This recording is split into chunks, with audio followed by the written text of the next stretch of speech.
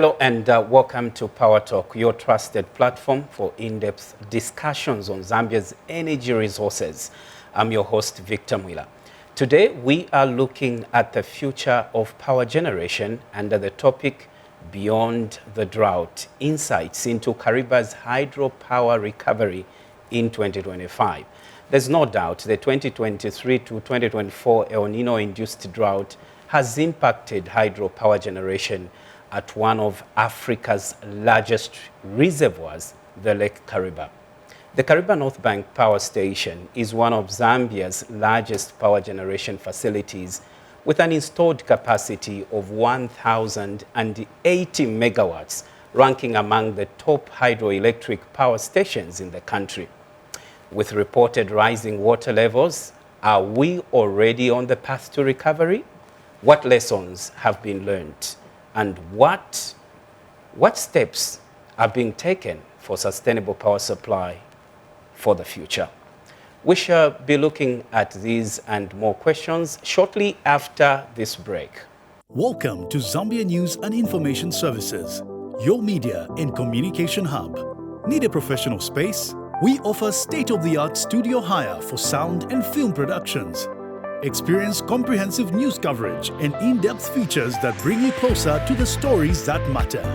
Capture your moments with our professional photography services, perfect for events, portraits, and more. Looking for eye-catching visuals? Our graphic art and design team will elevate your brand with custom solutions.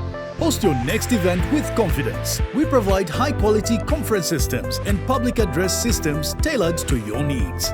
Contact us today at zanismarketing@gmail.com or call or WhatsApp 0773 809 040. Zanis TV, the People's Channel. Welcome back. If you're just joining us, you are watching Power Talk under the topic Beyond the Drought, Insights into Kariba's Hydropower Recovery in 2025. Joining me are two esteemed experts. I have from the National Power Utility, ZESCO Limited, Engineer Ernest Banda, Director, Power Generation. Mr. Banda, I would like to welcome you to Power Talk today. Thank you for coming. Thank you very much. And representing the Zambezi River Authority is Engineer Christopher Chisense, Director, Water Resources Management and Environmental Sustainability. Thank you for coming. You have been on this platform before. Engineer Chisense, I would like to just say thank you for coming once again. Thank you very much for having us, and you are most welcome. We have seen reports, official reports, that water levels are rising slowly. Starting with you, Zambezi River Authority, I would like to hear from you. What's been the situation at Kariba? Let's try to go slightly backwards and look at 2023-2024. What's been the situation there? Thank you very much for that question.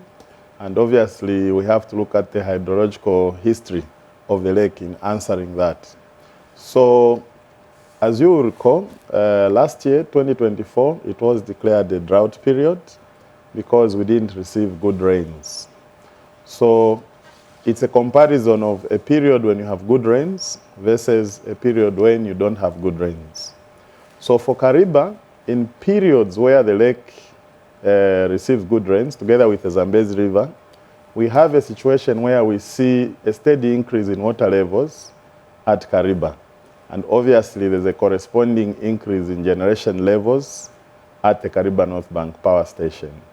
So for the year 2024, because of the nature of the rains that we received, they were below average. They were below normal, basically a drought year. We did not receive the kind of rainfall that gives us high water levels, first in the Zambezi River itself, and as a result, we did not receive high or an increased volume of water from the Zambezi River reporting into the lake, thereby raising the amount of water in the lake itself. You may wish to know that in periods, historically, where we've received good rains, over a 12-month period, Lake Kariba has seen the arrival of 46 billion cubic meters of water on average, 4.6. For the year 2024, it was below half, basically 19-20 billion. Now, again, in line with our mandate, whatever water that comes into the lake, consideration is made by the institution to allocate part of it for power generation, for the Kariba North Bank Power Station to function, as well as the Kariba South Bank Power Station to function. So in periods when we have that volume which is big, the 46 billion I mentioned, when there's good rains, we are able to allocate at least 20 billion to each utility. In other words, 20 billion to ZESCO Limited and 20 billion to Zimbabwe Power Company for their respective operations at the two power stations at Kariba. Now, for the year 2024, we saw a situation where the drought environment or poor rains only gave us about 19 or 20 billion or so of total inflows into Lake Kariba. As a result, there wasn't enough water to allocate for power generation at Kariba.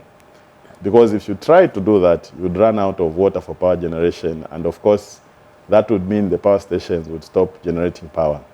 So the allocation that was made was quite reduced because of the reduced water levels coming into the lake. So each power utility was given 8 billion to use during the year 2024. Now that's a stark reduction. Basically, in summary, the year 2024 saw a nearly 61% reduction in total inflows into the lake compared to historical years when the rains were good.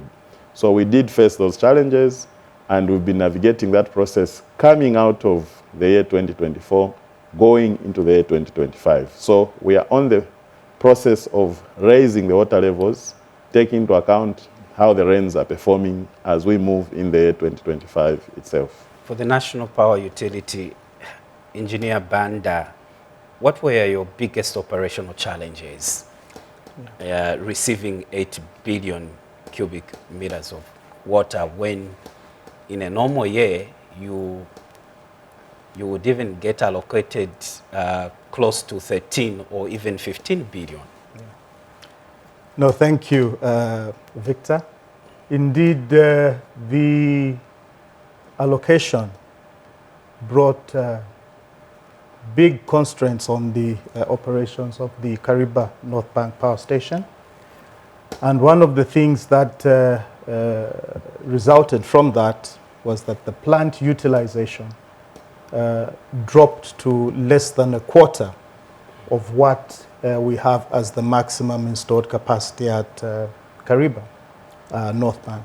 As you have rightly stated, the installed capacity is over 1,000 megawatts, and a quarter is what we managed to produce from for the entire period of the 12-month period. With the hydro, one of the key elements is that we have a rather high fixed cost that the operator has got to deal with and has got to cover through his production cycle. So with a dropped plant utilization, it definitely or obviously then results into a very, very difficult financial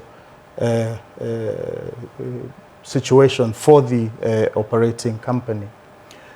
With that said, one of the things that was a technical challenge was the issue of having to balance the needs of the grid versus the limited allocation at the station. With the 8 billion cubic meters of water allocated, as a utility, we had to then spread the use of that 8 billion over the entire 12 months period. And you had to then balance that with the growing demand within the national grid. This then meant that we had a rather uncomfortable period in which we had to change the operating regime of the power plant, resulting in frequent start and stop sequences of the generating units. This, unfortunately, has led to an increased rate of wear and tear on some critical parts of these units.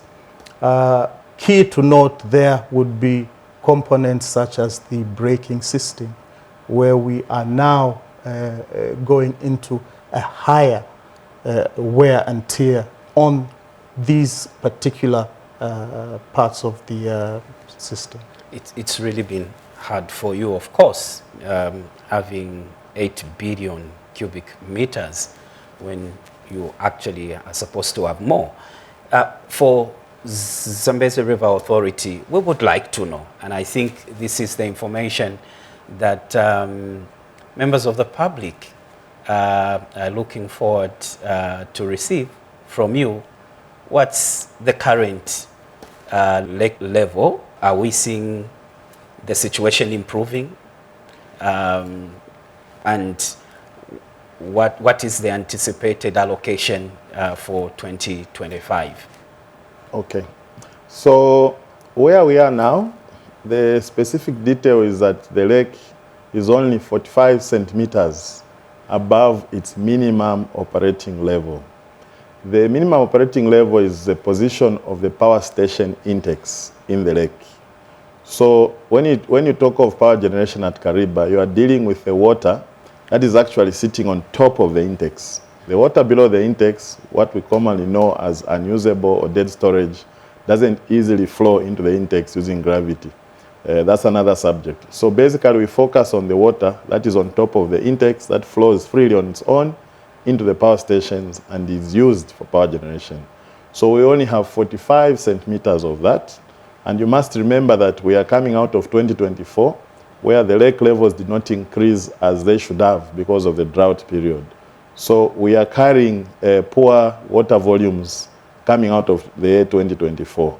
However, as we have been told by the weather experts, the rainfall season for the current season, the 2024-2025 rainfall season, is seemingly better than the one that just ended last year, the 2023-2024 rainfall season.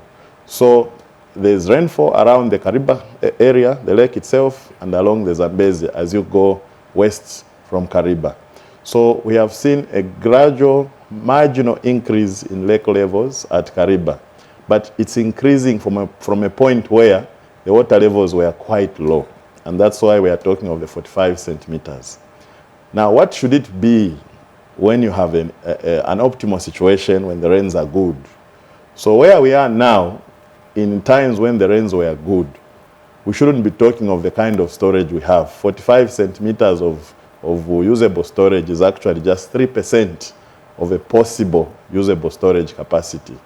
But in times of good rains, we would be having about 40 to 50% of usable water and about a distance of 5 meters above the minimum operating level for Kariba. So we still have a long way to go, approximately 2 to 3 months? Yes, because obviously also the focus that we've been given is that it will rain as we go into March and April. And obviously the lake will continue benefiting from the water that is coming from Winlunga all the way through Mongu, Victoria Falls, in the period between now and July, when the lake levels reach their peak. So where we are, the lake has started responding in terms of the rainfall around the catchment, and that will continue into the month of July when the lake usually reaches its peak. Indications are that obviously the year 2025 will see us have slightly more water when you compare it with the year 2024 because of the rainfall performance of the current season. So it is a little bit promising. It's just that obviously when you look at the dimensions of Lake Kariba, to fill it is not that easy. That storage facility that we have at Kariba Dam, the lake itself, the dimensions is 280 kilometers long from the dam wall to where the lake ends as you get back into the Zambezi River. And obviously in the widest points, 32 kilometers or so, and up to 90, 100 meters deep. So filling it is not obviously an easy matter, but we are getting to get in that direction slowly as the rainfall season progresses. Well, Zesco, you've been talking about diversifying your energy portfolio in order to reduce reliance on hydropower. And there are some of these investments that you've been making that you've actually made public. How long should the public wait to see that these are coming on board and supplementing reduced hydropower generation? Thank you very much, Victor. Well, the major projects that we have come to the public with are projects that for now have a lower gestation period. That is a period to get them from concept all the way through to implementation. The ones with the shortest period are in our space now, the solar photovoltaic power plants. We have in our investment portfolio the Chisamba 100 megawatt solar PV plant that's coming up. And as we speak, construction is in progress, and the expectation is that we should have that particular plant operational within the second quarter of this year. So come May, June, we should be having that particular plant on the network, able to supply additional power that's not hydro-based. In addition to this, we do have close to 200 megawatts of solar PV again that is being planned to come in through our power plant located in Siavonga. That's the same Kariba here. And also power plant along the Kafue River. So we'll have a 100 megawatt power plant coming up in Kafue Gorge Lower, and another one coming up in the Siavonga area. And the expectation of these projects is that we should be able to reach commercial operations on those two as well before the close of 2025. Come 2026, we are looking forward to seeing independent power producers who are also coming up with generating plant within this space. The planned injection from these IPPs goes to almost 800 to 900 megawatts of power, and these will be rolled out as and when they become financially viable, and indeed they're able to close all their financing agreements. So the hope is that come 2026, we should be able to receive further megawatts coming from the solar PV world. Thank you. Okay. So, Engineer Sensei, we briefly, we have seen what is happening at the Kariba is as a result of the El Nino-induced drought. And this will not be the last. This is happening. And in this region, we have seen reduced cycles of droughts and floods. What's the sustainable way of using the Kariba going forward? What are you doing as ZRA in ensuring that you cushion the Kariba from these impacts of drought impacts? Thank you very much. So there are some immediate measures that we've taken working with our partners, ZESCO Limited in Zambia and Zimbabwe Power Company in Zimbabwe, or ZESA Holdings. And then there are those which are long-term in nature. So the immediate ones is the navigation of the drought period, the year 2024, and obviously coming into the year 2025. We are talking or liaising a lot with our partners. It's now basically a daily thing. We were having weekly meetings, but basically now it's every day, discussing how to use that little water that is in the lake so that it doesn't run out, so that we have a level of generation at each power station as we allow the lake to build. That's the first thing. Then the second thing, we are also closely liaising with the other government agencies that are responsible for dealing with water abstractions in the rivers that are tributaries to the Zambezi, on both sides of the Zambezi River. So in this case, we are talking of close liaisons with the Water Resources Management Authority in Zambia and the Zimbabwe National Water Authority in Zimbabwe. Over and above that, you know, there are other dam operators on the Zambezi. Specifically, there's one company, HCB in Mozambique, that has got a large dam. We've obviously created a three-country committee between Zambia, Zimbabwe, and Mozambique, where ourselves as ZRA, ZESCO, Zimbabwe Power Company, and that company are meeting to strategize on how to maximize the little water that is in the Zambezi as we navigate the issues of climate change. So in the discussions, we are discussing whether we can pass benefits to each other through conjunctive operation and obviously climate resilience and adaptation plans. Coming back to home, as ZRA, we are trying to push an agenda working with our partners, ZESCO and Zimbabwe Power Company, for the reuse of the water in power generation upstream of where the Kariba is.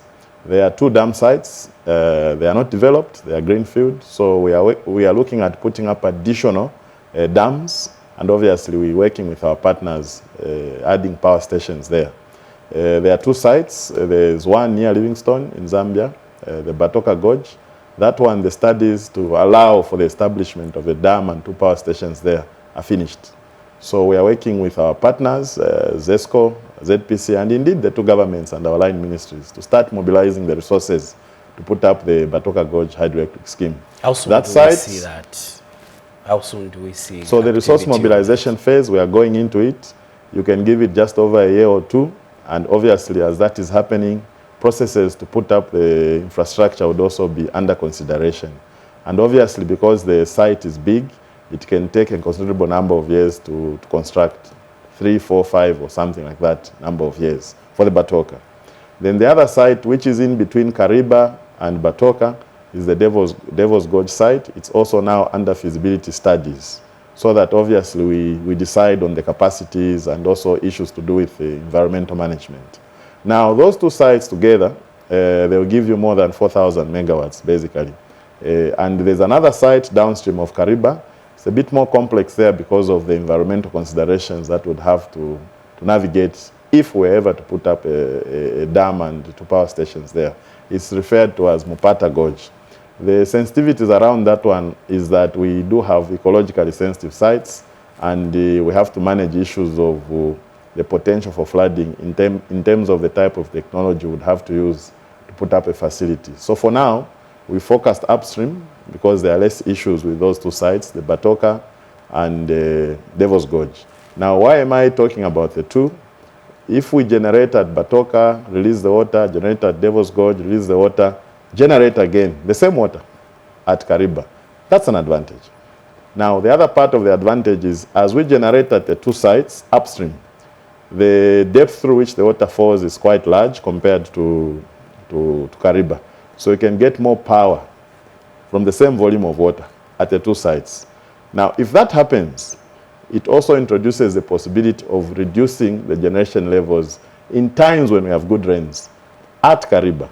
Now, the net effect of reducing the generation levels at Kariba, when you are generating high at Devil's Gorge and at Batoka, is that you are banking water. The Kariba Dam and its reservoir is a very, very big facility because it can store a maximum of 181 billion cubic meters of water.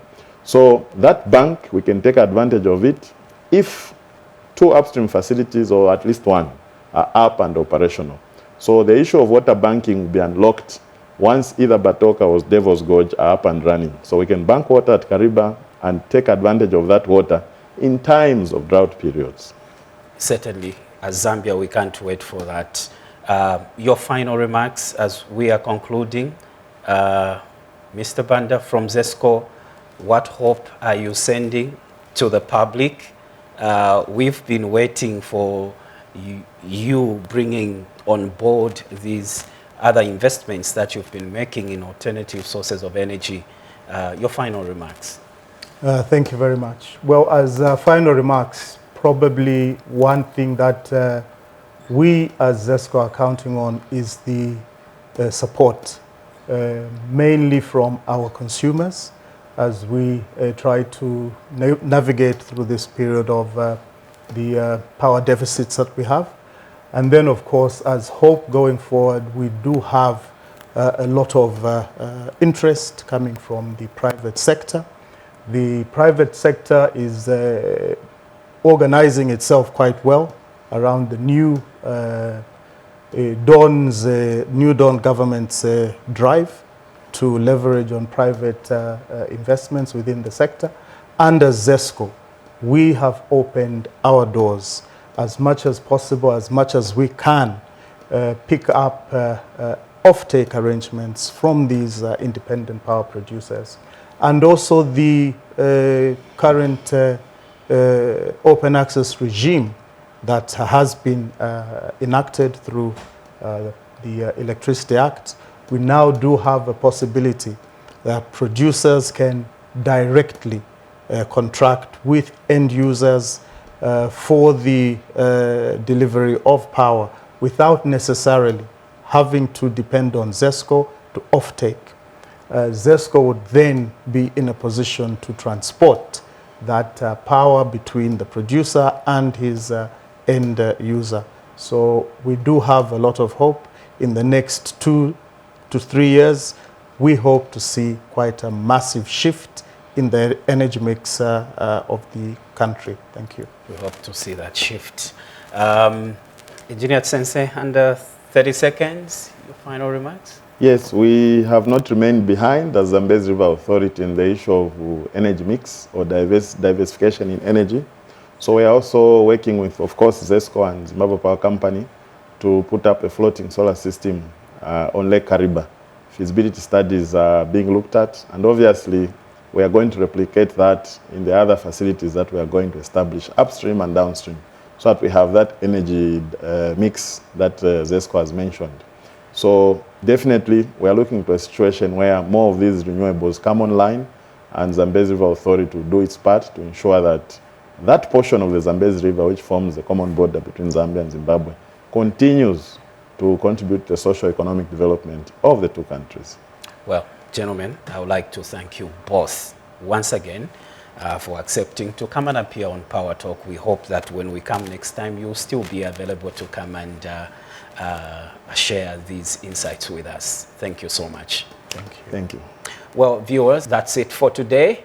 On Power Talk, we will continue to explore critical issues shaping Zambia's energy future. Until next time, I'm Victor Mwila. Thank you for watching.